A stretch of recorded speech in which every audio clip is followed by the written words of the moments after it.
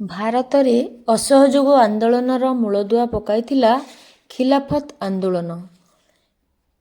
ଏହି ଅସହଯୋଗ ଆନ୍ଦୋଳନର ମୁଖ୍ୟ କାର୍ଯ୍ୟକ୍ରମ ଗୁଡ଼ିକ ଥିଲା: 1.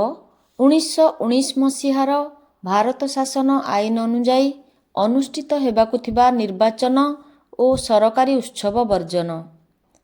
1919ରେ ଇଂଲଣ୍ଡ ବୈଦେଶିକ ସଚିବ ଏଡୱିନ୍ ମଣ୍ଟେଗୁ ଓ ଭାରତର ଭାଇସରୟ ଲର୍ଡ ଚେମ୍ସଫୋର୍ଡଙ୍କ ଦ୍ୱାରା ପ୍ରସ୍ତୁତ ହୋଇଥିବା ସମ୍ବିଧାନ ସଂସ୍କାରଗୁଡ଼ିକୁ 1919 ଡିସେମ୍ବର 23 ଠାରୁ ଭାରତ ଶାସନ ଆଇନ ବୋଲି କୁହାଯାଇଥିଲା।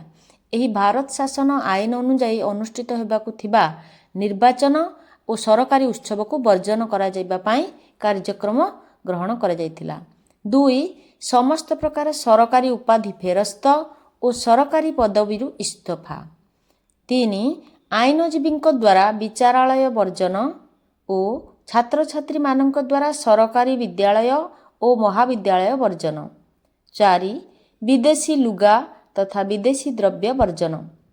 ଏ 4ଟି କାର୍ଯ୍ୟକ୍ରମକୁ ଛାଡ଼ିଦେଲେ କେତେକ ଗଠନମୂଳକ କାର୍ଯ୍ୟକ୍ରମ ମଧ୍ୟ ହାତକୁ ନିଆଯାଇଥିଲା, ଯେପରିକି ଖଦୀ ଓ ଗ୍ରାମୋଦ୍ୟୋଗର ପ୍ରସାର, ହିନ୍ଦୁ ଓ ମୁସଲମାନମାନଙ୍କ ମଧ୍ୟରେ ଏକତା ସୃଷ୍ଟି, ଅସ୍ପୃଶ୍ୟତା ନିରାକରଣ ତଥା ଜାତୀୟ ଶିକ୍ଷାନୁଷ୍ଠାନଗୁଡ଼ିଏ ସ୍ଥାପନ।